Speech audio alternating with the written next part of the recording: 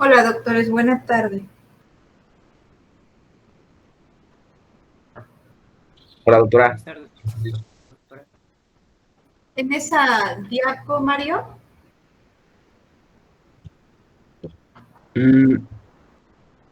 Que creo que esa la íbamos a ver. Sí.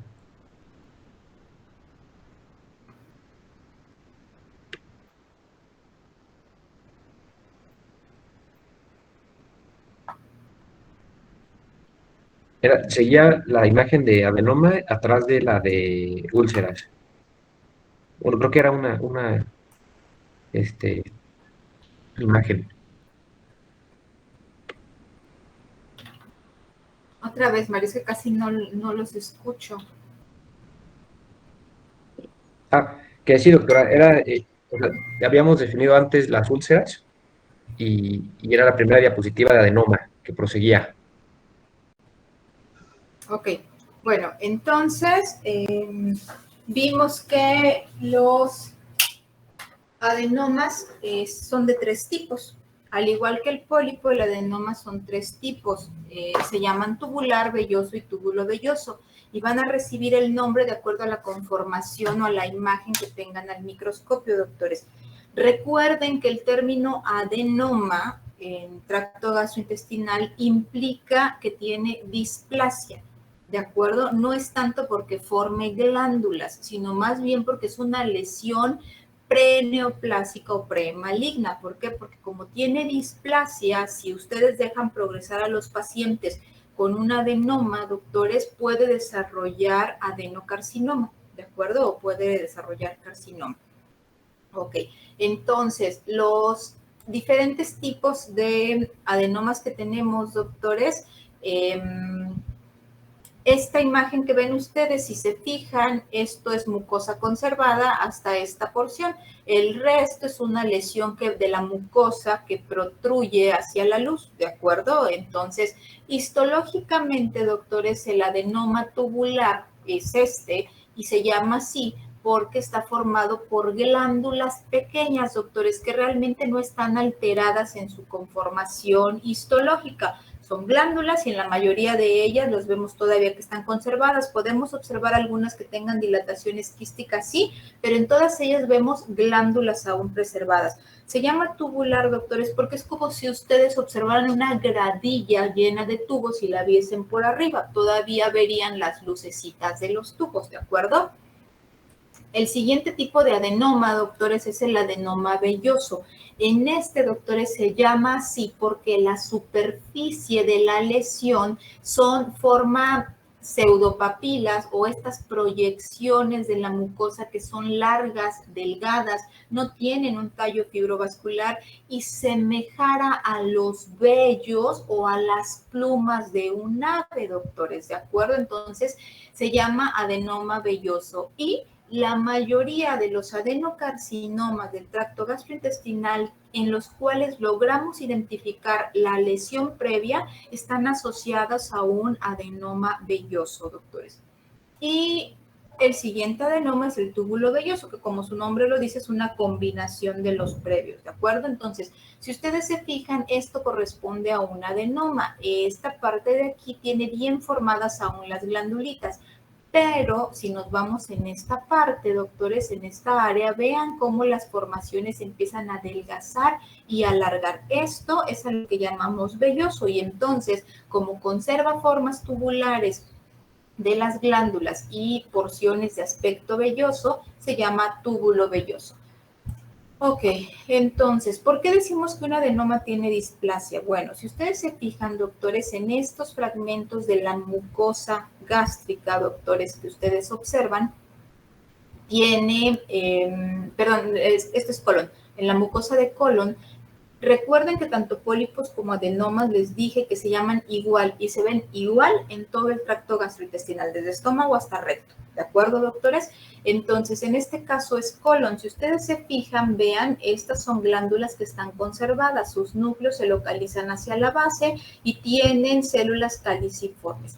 Pero en estas porciones, sobre todo en la superficie, doctores, los núcleos se empiezan a ver hipercromáticos, doctores, y se ven alargados y pseudoestratificados. Recuerden ustedes que cuando hablamos de pseudoestratificación significa que parecen a o simulan a, doctores, simulan que están uno sobre otro, pero en realidad si nosotros viéramos la base, todos los núcleos se encuentran a la misma altura, doctores. En la superficie vamos a ver unos más arriba y otros mucho más abajo, porque entre ellos están como amontonados, por así decirlo, doctores, y entonces unos quedan más arriba y otros más abajo para tratar de acomodarse, y a eso se le llama pseudoestratificación.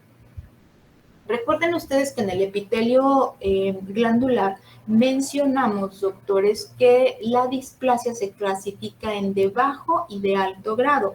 De bajo grado dijimos que si veíamos que los núcleos se encontraban de la mitad de la glándula hacia la base, y de alto grado si los núcleos se encontraban de la mitad de la glándula hacia la luz glandular, doctores. Siempre que nosotros les reportemos adenoma, el término en sí significa displasia de bajo grado, doctores. Solo asentamos displasia de alto grado cuando la displasia que tiene el adenoma está la alteración de la mitad de la glándula hacia la luz. ¿De acuerdo? Si solamente dice adenoma tubular, doctores, implica que tiene displasia de bajo grado. ¿De acuerdo? Ok, entonces vean nuevamente esta imagen, la superficie, la mayoría de los núcleos se localizan pegados hacia la base de la glándula, pero en esta región es la misma imagen histológica, pero hacia la parte que estaba vellosa, doctores. Vean cómo los núcleos, doctores, empiezan a extenderse y empiezan a alcanzar la luz de la glándula. A eso se le llama displasia de alto grado. ¿Ok? ¿Dudas o preguntas, doctores, de esto?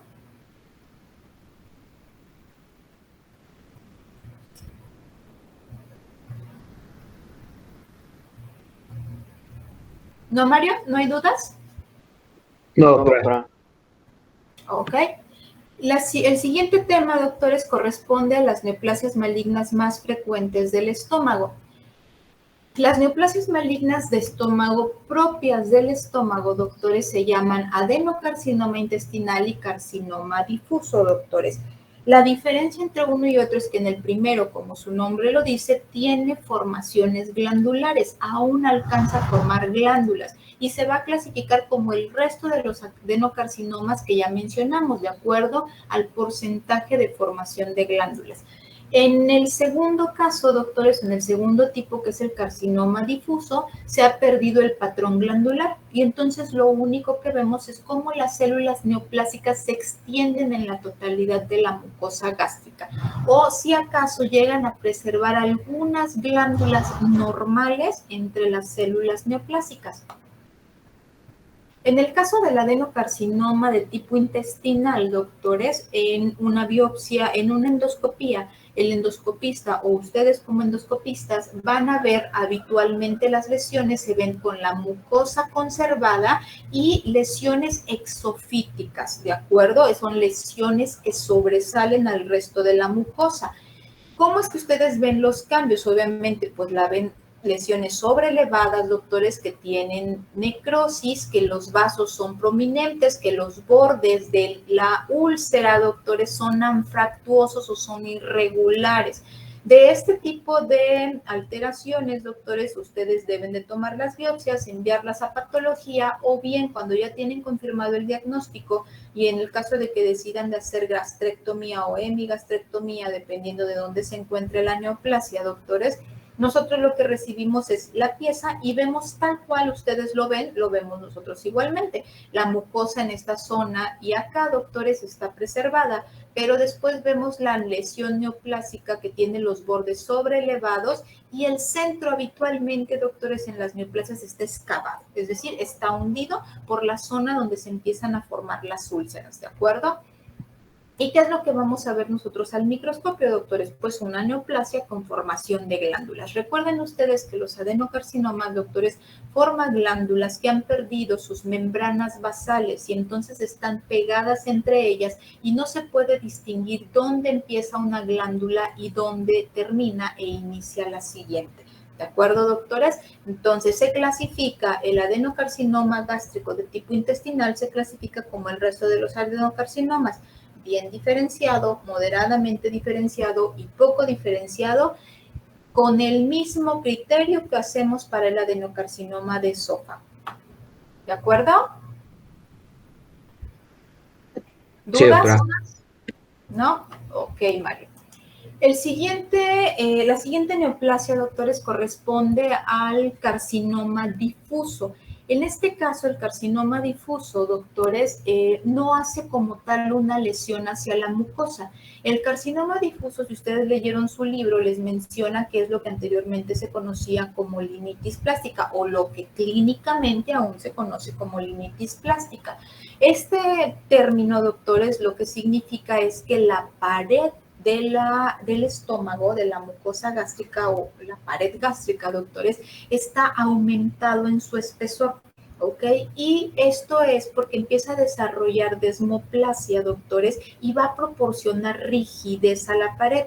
En la mucosa, ustedes como endoscopistas, doctores, lo que pueden ver es que hay aplanamientos de la mucosa o pérdida de los pliegues, doctores. Y entonces van a tomar ustedes las biopsias de los sitios donde ven que se perdieron los pliegues de la mucosa. Clínicamente les dice que tiene una imagen o radiográficamente, imagenológicamente, tiene una imagen en bota de cuero. ¿Por qué? Por la rigidez que proporciona la limitis o esa desmoplasia en la pared gástrica, doctores. Que esta es una imagen macroscópica de una pieza de gastrectomía, doctores, recibida, y que si ustedes se fijan, esta es la curvatura menor, esta es la curvatura mayor, límite quirúrgico proximal, límite quirúrgico distal. Si ustedes se fijan, si bien es cierto, el estómago está muy irrigado, sin embargo, la irrigación nunca vamos a ver los vasos así de prominentes y tortuosos. Aquí los vemos muy tortuosos y cargados hacia la curvatura menor. Hacia la curvatura mayor, doctores, lo que nosotros logramos ver es que tiene algunos nódulos que sobresalen en la serosa y este fragmento de tejido que ni corresponde a serosa gástrica y que tampoco se parece al epiplón. Esto es el aumento mayor, doctores, esto que ustedes ven aquí. En un mayor acercamiento, vean, nuevamente vemos los vasos, vemos estos nódulos que aparecen aquí, el aumento menor, doctores, cómo está aglomerado hacia la curvatura menor y vemos algunas lesiones nodulares que son mucho más grandes. Vean el píloro cómo está de pequeño. Ok, al corte de la cavidad gástrica, doctores, lo que vemos es que la pared está engrosada. ¿De acuerdo? Está aumentado la cantidad de su espesor. Un estómago debe de medir en promedio 0.8 milímetros, doctores, de espesor su pared. En esta mide más de 1.5 centímetros. Y si ustedes se percatan, está desde el límite quirúrgico proximal hasta el límite quirúrgico distal. ¿Qué significa, doctores? Que este paciente aún quedó con neoplasia, ¿de acuerdo? Entonces, sus límites quirúrgicos van a estar positivos. Entonces, ya sea que le van a dar radioterapia al paciente o van a tener que entrar a ampliar la resección. Habitualmente los pacientes con diagnóstico de carcinoma difuso, doctores, responden mal a los tratamientos. Tiene peor pronóstico el carcinoma difuso que un adenocarcinoma. Ok, entonces, vean esta otra imagen, es otra proyección de esta es, digamos que la cara anterior del estómago y esta es la cara posterior, doctores. Entonces, vean nuevamente el límite quirúrgico proximal, el límite quirúrgico distal. Si se fijan hacia la cara posterior, la mucosa, doctores, se ve aún más conservada, ¿sí? Vean, nada más vemos la lesión hasta esta porción y como a modo de saltos, doctores, vemos lesiones donde la pared se ve blanquecina. Esas zonas que ustedes perciben blanquecinas, doctores, son las zonas donde la neoplasia ha infiltrado. Y si ustedes se fijan, la mucosa gástrica se ve casi sin alteraciones. En esta imagen, vean, lo que hice fue abrir un poquito la cámara gástrica para que vean que los pliegues se ven ligeramente aplanados, doctores, pero toda la alteración se encuentra en la pared. Ok, ¿qué es lo que nosotros vemos histológicamente? Pues les decía, se llama carcinoma difuso porque ha perdido su patrón glandular. Y entonces lo que vemos son las células neoplásicas que se encuentran sueltas, doctores. Todas ellas están sueltas y algunas de ellas vamos a ver que tienen gran cantidad de moco, doctores, o de glucógeno, que lo que van a proporcionar es una imagen en anillo de sello. Vean, aquí por ejemplo estas glandulitas son glándulas que todavía están preservadas de la mucosa normal. Vean cómo se ve aquí muy bien el cambio de la mucosa normal y hacia dónde empieza a hacerse la neoplasia. ¿Okay? Vean, vemos núcleos hipercromáticos, vemos algunas mitosis atípicas y las zonas de las áreas con las células que tienen mayor cantidad de glucógeno se llaman células en anillo de sello. Es una característica que vemos habitualmente asociadas al carcinoma difuso, doctores, y esto les confiere un mayor grado de malignidad a la neoplasia. Y entonces vean, las células son estas, vean, esto que ustedes ven redondito y blanco es su citoplasma, doctores, y los núcleos son estas partes oscuras que vemos desplazadas a la periferia, entonces se llaman células en anillo de sello. Ustedes recuerdan o han visto películas donde anteriormente los reinos tenían su sello real y ponían cera y ponían el sello y lo que sobraba de la cera fuera del sello se iba hacia un extremo. Entonces se supone que eso simula o eso asemeja el núcleo hacia la periferia de las células neoplásicas. ¿Dudas o preguntas, doctores?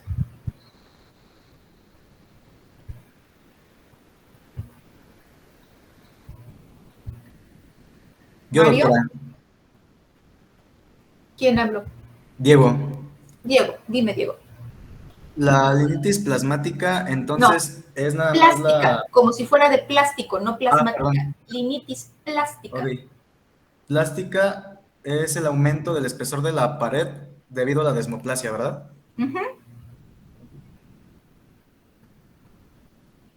¿Alguien más?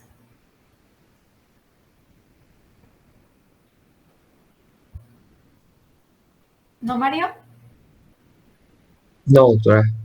Ok, entonces la siguiente neoplasia, doctores, que no es tan frecuente, pero sí la vemos, doctores, y hay que conocerla para que cuando llegamos a ver casos, al menos lo sospechemos y podamos llegar al diagnóstico, es el tumor de Gist o tumor del estroma gastrointestinal. Entonces lo podemos ver desde el esófago, doctores, hasta el recto. Cuando es gastrointestinal, tenemos tumor del estroma extraintestinal. ¿De acuerdo? Entonces nosotros nos vamos a dedicar a ver ahorita los del estroma gastrointestinal. ¿Cuál es la característica de estas neoplasias, doctores? Pues como se originan de la célula de Cajal, no los vamos a ver nosotros que afecten la mucosa. La mucosa en los tumores del estroma gastrointestinal está respetada. Esta, por ejemplo, es una imagen macroscópica, doctores, de un duodeno, o bueno, de un segmento de intestino delgado, la serosa, y vean, esto es un mesenterio. La neoplasia se encuentra hacia lo que es la serosa y el mesenterio, doctores, ¿de acuerdo? Y esta es una biopsia, un corte histológico de una pieza, doctores, macroscópica de una mucosa gástrica. Vean ustedes cómo la mucosa, doctores, lo único que muestra es una elevación, un nódulo, doctores, y se ve aplanamiento de la mucosa. Pero si ustedes se fijan aquí, todo esto es la mucosa y la mucosa está íntegra. ¿Cuál es la característica que dijimos de las biopsias endoscópicas, doctores? Que solamente se le veía el moco. Más fuerte, Axel, por favor. Que solamente se veía el moco. Bueno. No, el moco no. ¿Solamente se veía qué? La capa mucosa. No, moco. ¿Cómo se llama esa capa de la superficie? Mucina.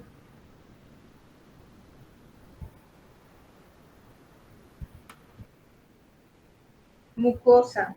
¿Es submucosa, doctora? Mucosa. La mucosa. Recuerden que en las biopsias endoscópicas lo único que nos permite ver es mucosa. Entonces, si ustedes como endoscopistas entran y toman una biopsia de ese sitio, lo único que vemos nosotros va a ser la mucosa.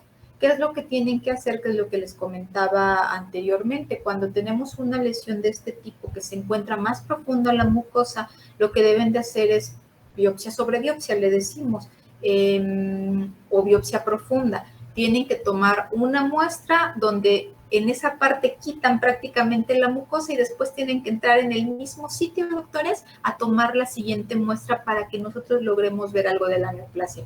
Así se logra identificar la neoplasia, sí, doctores, así logramos identificar neoplasias de este tipo, de tumores de Gist, ¿de acuerdo? Entonces, hay 4 variantes, doctores, microscópicas del tumor del estroma gastrointestinal. En la forma celular, doctores, que es esta es la forma clásica y esta es la forma celular. Si ustedes se fijan, obviamente se llama celular porque tiene más cantidad de células. Pero una de las características histológicas, doctores, que tiene la célula neoplasias, que son células fusiformes, doctores, y tienen vacuolas subnucleares. Estos espacios blancos que ustedes ven allí, doctores, corresponden a las vacuolas. Y no todas las células neoplásicas van a tener esas vacuolas. Es mucho más frecuente que las veamos como en la imagen A, que algunas tienen la vacuola subnuclear, doctores. Y la variante más rara, doctores, es la variante que ustedes ven en la imagen B y que es la variante de células claras. Es mucho más rara, doctores, pero también hay que tener mucho cuidado. ¿Por qué? Porque es de las más agresivas y porque tenemos otros sitios, otros órganos que producen neoplasias de células claras, doctores, y se ven prácticamente iguales, ¿de acuerdo? ¿Cómo es que nosotros hacemos el diagnóstico de tumor del estroma gastrointestinal? Pues obviamente si ustedes nos ayudan con el resumen de la imagen que tiene el paciente, de dónde se encuentra la lesión, pues nos ayuda mucho. Pero si no, doctores, pues con la imagen microscópica que nosotros veamos, que identifiquemos las vacuolas subnucleares, doctores, ese patrón mesenquimatoso que forma la neoplasia, y tenemos que confirmarlo con estudio de inmunohistoquímica. El estudio de inmunohistoquímica que se realiza, doctores, es el CKIT o CD117. Todo el mundo lo conoce así como CD117. Este anticuerpo, doctores, se necesita no solo para el diagnóstico, sino para otorgar tratamiento blanco a los pacientes. Es decir, cuando un paciente tiene un tumor del estroma gastrointestinal, existe un medicamento específico para estos pacientes. Pero para que se pueda otorgar el medicamento, nosotros o ustedes más bien como clínicos, como quirúrgicos, sobre todo los oncólogos médicos, tienen que mostrar el resultado de CD117 positivo para que al paciente se le pueda otorgar el tratamiento anti-CD117, ¿de acuerdo? Y los pacientes responden normalmente muy bien al tratamiento. Por lo menos el pronóstico y la sobrevida que tienen es alta, doctores, con tratamiento adecuado. ¿Dudas o preguntas? Sí, doctora, entonces, ¿ese anticuerpo va a servir únicamente para el tumor del estómago gastrointestinal de las células claras o para todas? Para todos, Todas. para todos. Es un requisito. Es un requisito. Siempre que haya un tumor del estroma gastrointestinal, el CD117 se debe de pedir para que se pueda otorgar tratamiento, para confirmar el diagnóstico, pero además para que se le pueda otorgar tratamiento al paciente. Gracias.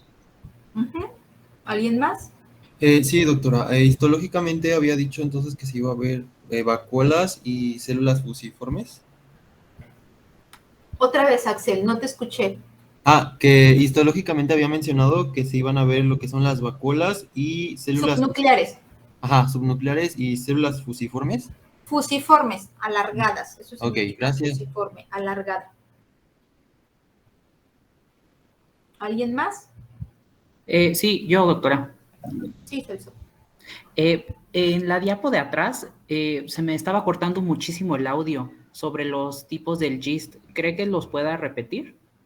El clásico, el epitelioide y el de células claras, que son los más frecuentes, ¿de acuerdo? El más frecuente es el clásico. Vale, gracias. El celular, el de células claras, de hecho solo he visto dos. Uno cuando estuve en la residencia y otro hace como año y medio en mi práctica privada. ¿Alguien más? Yo, doctora, Diego. me confundí un poco cuando estaba mencionando la parte de la mucosa y submucosa. No entendí esta neoplasia si afecta más a la mucosa o No, submucosa. la neoplasia no afecta, el GIS no afecta a mucosa. Es ¿ok? gracias La a que las respuesta. células de Cajal están a partir de la submucosa el resto de las capas, ¿verdad? Otra vez, Esto es gracias Diego. a que las células de Cajal están a partir de la submucosa, ¿verdad? Así es, por eso la Ok. mucosa está respetada. Y las Ok. vemos mucho más frecuentemente así cerca de la muscular. Gracias, doctora. Sí. Por eso es que es casi, la mayoría de las neoplasias las vamos a ver que salen hacia la serosa. No, y no que afecten tanto la mucosa. Gracias. ¿Alguien más? Doctora, había dicho que de las fusiformes y las vacuolas era del clásico, ¿verdad? Histológicamente, A ver, hablando del clásico. otra vez. Que histológicamente íbamos a ver vacuolas subnucleares, células fusiformes, pero eso con respecto al clásico. Sí, Ok, porque, ojo, en gracias. el de células claras no vemos vacuolas subnucleares. En el clásico y en el celular, sí. Ok, gracias. ¿Sí? Doctora, pero entonces las bolitas que se veían no eran vacuolas. ¿Otra vez, Emiliano? Que, sí, que en el de células blancas, las bolitas que se No, veían no eran no hay vacuolas. células blancas. Son células claras. Ah, perdón. Si tú te refieres a esta imagen, ¿sí? Estos espacios blancos, todos esos espacios blancos son las vacuolas subnucleares. A ver, si se fijan, las células todas son alargadas, ¿sí? Como si hubiesen un puro, eso es fusiforme, alargadas.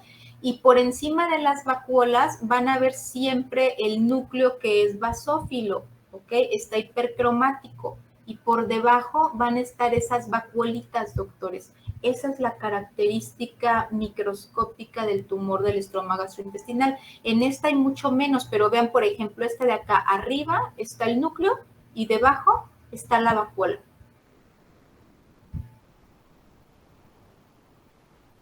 ¿Sí? Perdón, doctora, sí, ya entendí. Gracias. ¿Sí? ¿Alguien más?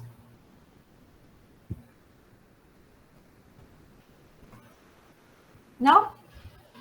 Ok, entonces continuamos con intestino delgado, doctores. Recuerden ustedes que el intestino delgado tiene 3 regiones: el duodeno, el yeyuno y el ilion. En ese orden, doctores. La función del intestino delgado es absortiva.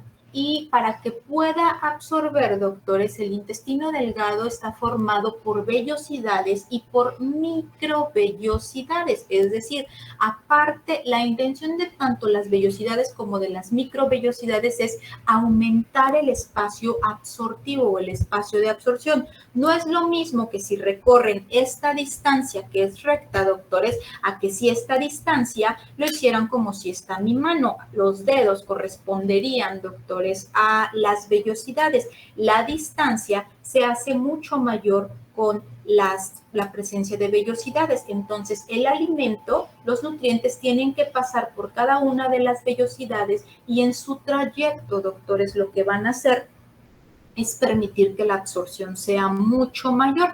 Es muy parecido a lo que sucede con el epidídimo. El epidídimo, doctores, medirá 3 centímetros máximo. Si nosotros estiráramos el epidídimo, porque está plegado sobre sí, hace como heces, doctores, el epidídimo. Si nosotros lo estiráramos el epidídimo, tendríamos a veces hasta 7 metros, doctores. La intención de este plegamiento es que la distancia que recorre el espermatozoide sea mucho mayor para que le permita madurar, ¿de acuerdo? Entonces, es igual con las vellosidades, aumentan el espacio que tiene que recorrer los alimentos para que se absorba una mayor cantidad de nutrientes. Dentro de las malformaciones congénitas, doctores, la primera que vemos es el divertículo de Meckel. El divertículo de Meckel, doctores, habitualmente aparece en el íleon terminal. En sus libros puede decir que a 20 centímetros de la válvula ileocecal, a 40 centímetros, a 65 centímetros. Sí, doctores, siempre y cuando sea la porción terminal del íleon, van a ver ustedes el divertículo de Meckel. Recuerden ustedes que, como vimos cuando vimos divertículo de Zenker, doctores, el divertículo de Meckel también tiene todas las capas del segmento intestinal donde se originó, es decir, del íleon, doctores. Ese es el requisito para que sea divertículo. Y lo vamos a encontrar en la cara o en el borde antimesentérico. Este tejido adiposo de acá se llama mesenterio y el divertículo de Meckel siempre va a estar contrario al mesenterio. El diagnóstico de divertículo de Meckel, doctores, muchas veces, como en este caso, doctores, es por alguna otra causa, ¿ok? ¿Por qué? Porque a lo mejor el paciente entraron a hacerle una apendicectomía o si es mujer, a lo mejor hacerle una oforectomía, doctores, y encuentran que tiene un divertículo. Y entonces eso es nada más un hallazgo fortuito, doctores. Lo quitan y lo reportan. Pero en estos casos, doctores, como el que vemos aquí, son la menor cantidad de casos que realmente se diagnostica porque sufren torsión y entonces causan la isquemia que produce en el tejido, va a causar dolor al paciente. Y muchas veces, doctores, entran como un cuadro apendicular a veces los pacientes al quirófano, ¿de acuerdo? La siguiente patología, doctores, congénitas es la estenosis pilórica. En la estenosis pilórica lo que sucede, doctores, es que va a estar disminuida la luz del píloro, el paso del estómago hacia lo que es intestino delgado. Y esto va a suceder porque hay una hipertrofia del músculo, doctores. De hecho, en sus libros les menciona que con rayos X, la imagen que anteriormente se acostumbraba a ver era de manzana mordida. Era realmente el paso del medio de contraste, doctores, a través del píloro. La alteración está dada, les decía yo, por una hipertrofia de la capa muscular. Entonces, si la capa muscular está engrosada, doctores, o está aumentada de tamaño, pues obviamente recuerden que siempre que hay un espacio vacío, el órgano no crece hacia afuera, crece hacia donde tiene espacio, que es hacia adentro. Entonces, la muscular va a crecer de modo que va a cerrar la luz, ¿ok? La siguiente patología, doctores, es la enfermedad de Hirschsprung. La enfermedad de Hirschsprung, doctores, lo que sucede es que hay falta de células ganglionares. Esto que ustedes ven aquí, que se ven mucho más claras, doctores, corresponden a células ganglionares. Y entonces vean, son las dos capas de músculo y entonces este es el plexo mientérico.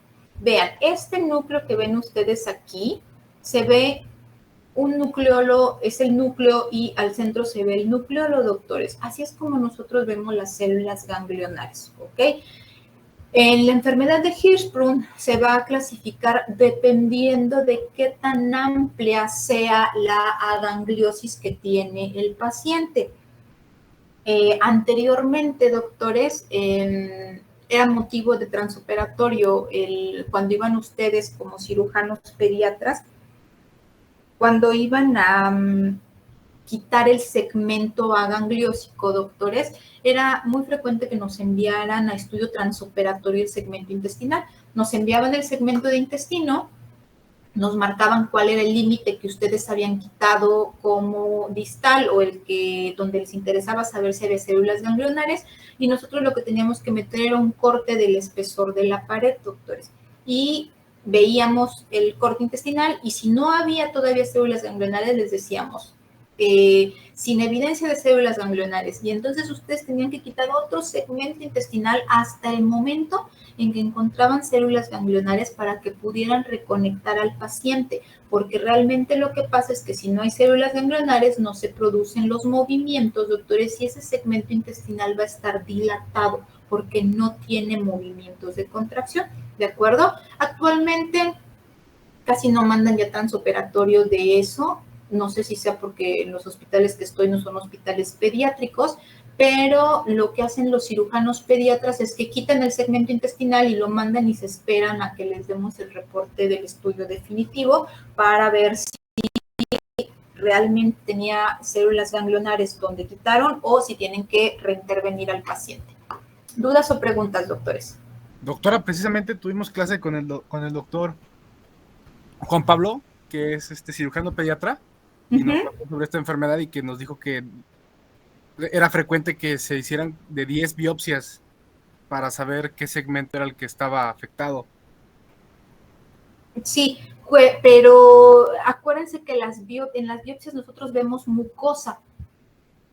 En las biopsias colonoscópicas vemos mucosa y esto lo vamos a ver en la muscular. Ok, doctora. Sí. Entonces, cuando son, por ejemplo, biopsias para diagnóstico de Hirschsprung, las indicaciones tienen que ser bien específicas, o el endoscopista que va a realizar las biopsias tiene que ser muy específico para la toma.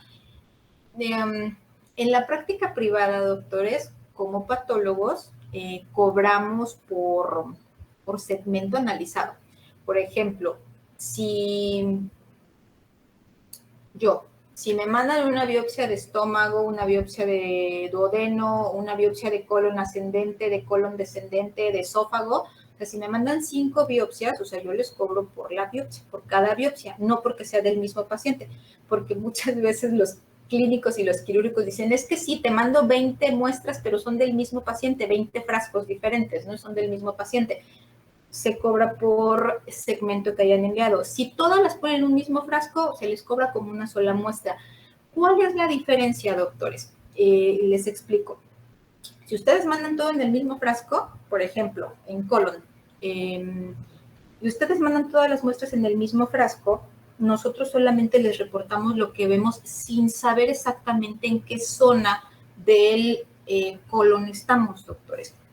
Hay un segmento del colon que es normal que tenga células de Panet y el resto de los segmentos no deben tener células de Panet.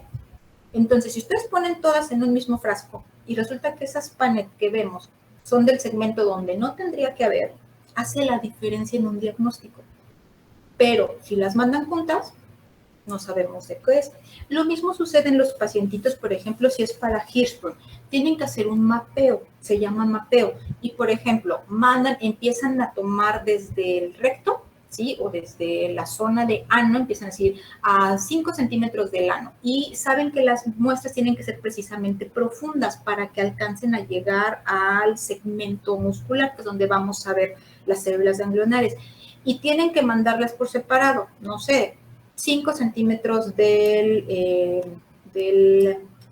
margen anal, a 15 centímetros del margen anal, a 30 centímetros, todas las tienen que mandar mapeadas y por separado, para que precisamente si las biopsias están bien tomadas y están todas por separado, nosotros tenemos que decirles, en la de 5, 10 y 15 centímetros sin evidencia de células ganglionares, en la de 30 centímetros hay evidencia de células ganglionares. Y entonces el cirujano pediatra ya entra y sabe que debe de quitar hasta los 30 centímetros porque hasta ahí es donde ya realmente tiene células ganglionares, ¿de acuerdo?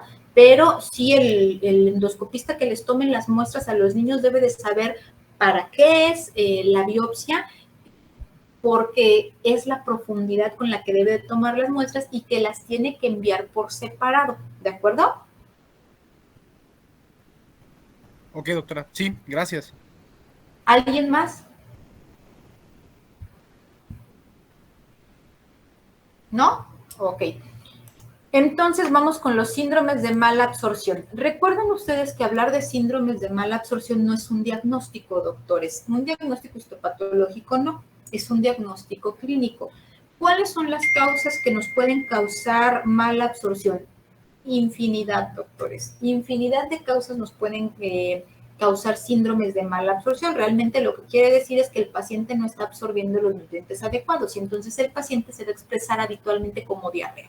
Entonces, pueden tener ustedes pacientes con cuadros diarreicos infecciosos que no están bien tratados, doctores, y que van a terminar desarrollándoles un síndrome de mala absorción secundario al cuadro diarreico, ¿ok? Pero Hablar de síndromes de mala absorción, doctores, asociados a patologías que si no se tiene el diagnóstico adecuado, doctores, va a ocasionar que el paciente no mejore. De ellos, doctores, la primera patología que tenemos y que vamos a ver aquí, doctores, es la enfermedad celíaca, o ¿con qué otro nombre le conocen, doctores?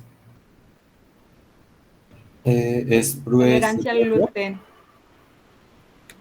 ¿Oliva, otra vez? Es la que también se le dice intolerancia al gluten. Intolerancia al gluten, ok. Entonces, ¿qué tiene gluten? ¿Qué alimentos tiene gluten? Pues normalmente todos, el pan podría ser uno de ellos. Tofu podría ser. ¿El qué? Tofu. Es la proteína del pan, ¿no?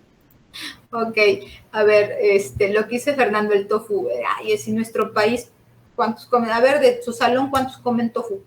Nadie. Los veganos.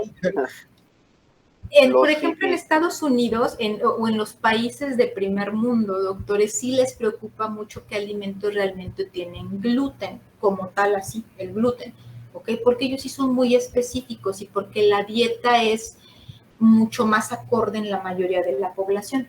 En nuestro país, doctores, tenemos enfermedad celíaca, sí, doctores, pero el problema es por la reacción cruzada que se hace, como decía Emiliano, con el trigo, doctores. Y entonces todos los granos van a tener trigo. Y es un símil del gluten, doctores. Y entonces en nuestro país, ¿qué es lo que pasa, doctores? ¿Quién no come arroz? ¿Quién no come tortilla? ¿Quién no come algún grano o algún cereal, doctores? La mayoría lo comemos. Y entonces en nuestro país, un paciente con una enfermedad celíaca, pues su dieta es muy complicada, doctores, ¿de acuerdo? Entonces, la enfermedad celíaca realmente, doctores, lo que ocasiona es que va a disminuir la capacidad absortiva de las vellosidades. ¿Por qué disminuye la capacidad de absorción, doctores? Recuerden ustedes que la alteración está en la gliadina, eso ya lo leyeron ustedes. Histológicamente, ¿qué es lo que nosotros vamos a ver, doctores? Esto es un intestino normal y las vellosidades se ven así, delgadas y alargadas, doctores. En la enfermedad celíaca lo que va a pasar con esas vellosidades es que se hacen planas, vean, están cortitas, ¿sí? A comparación de esta profundidad, vean cómo está aquí, y además se hacen anchas, se aplanan y se ensanchan. Vean cuánto mide de aquí a aquí y vean cuánto mide de aquí hasta acá, ¿ok? Entonces, el hacer que la vellosidad sea más pequeña y más amplia disminuye la capacidad de absorción de ese segmento intestinal, ¿de acuerdo? Entonces, ¿cómo es que nosotros lo vemos histológicamente? Esto es un duodeno normal, estas son las vellosidades, doctores. Y entonces, en una enfermedad celíaca, lo que vemos es que las vellosidades, vean aquí, si bien es cierto, no están tan cortas, pero si están cortas, están muy anchas, doctores. Y la lámina propia tiene un incremento de infiltrado linfoplasmocitario, doctores. Entonces, cuando nosotros vemos la presencia del infiltrado, doctores, y el ensanchamiento de las vellosidades, eso corresponde a una enfermedad celíaca. Y entonces, si ustedes le dan el tratamiento adecuado al paciente y le indican una dieta lo mejor que se pueda, el paciente va a empezar a ganar peso y los cuadros diarreicos van a remitir. La otra patología, doctores, que disminuye la capacidad de absorción del intestino delgado es la enfermedad de Whipple. La enfermedad de Whipple, doctores, realmente lo que vamos a ver es depósito en la lámina propia de macrófagos espumosos. Este es un proceso infeccioso, doctores, y el agente causal es Toferima whippelli. Lo que nosotros vemos histológicamente, doctores, en las vellosidades es que vamos a ver que hay espacios claros que no están ocupados, doctores, ni por glándulas ni por infiltrado inflamatorio. Si ustedes se fijan, esta vellosidad tiene este espacio claro y el diagnóstico, doctores, lo hacemos con una tinción de histoquímica que se llama ácido periódico de Schiff o PAS, todo el mundo lo conoce como PAS. Ustedes se fijan, doctores, hay zonas que se ven como azules, si ustedes quieren verlas azules, y otras áreas que se ven fuchsias. Esto es la lámina propia de la vellosidad, doctores, y todo lo que ustedes ven fuchsia corresponde a macrófagos espumosos que están cargados, doctores, de Toferima whippeli. La Toferima whippeli, doctores, es positiva para ácido periódico de Schiff y entonces nos permite observar los macrófagos cargados de la bacteria. Ok. Estas imágenes, doctores, son imágenes de mi práctica privada, de una enfermedad de Whipple. Esto es mucosa duodenal, ¿ok? Y entonces vean cómo las vellosidades ya no se ven tan prominentes. Y vemos espacios, doctores, en los cuales aquí es muy poco evidente, tiene pérdida o le faltan glándulas. Pero si vemos este otro corte de la mucosa duodenal, vean, vemos vellosidades que algunas aún se observan conservadas, otras, doctores, están completamente aplanadas, pero lo que llama la atención, doctores, son estas grandes áreas o espacios que carecen de glándulas, doctores. Vean, este es otro corte, si mal no recuerdan, como 4 o 5 biopsias, doctores, las que me enviaron.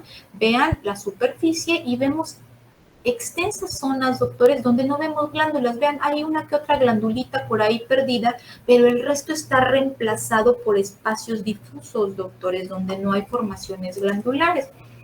Cuando nos acercamos con el microscopio, doctores, lo que vamos a ver es que esas áreas carentes de glándulas corresponden a espacios ocupados por macrófagos.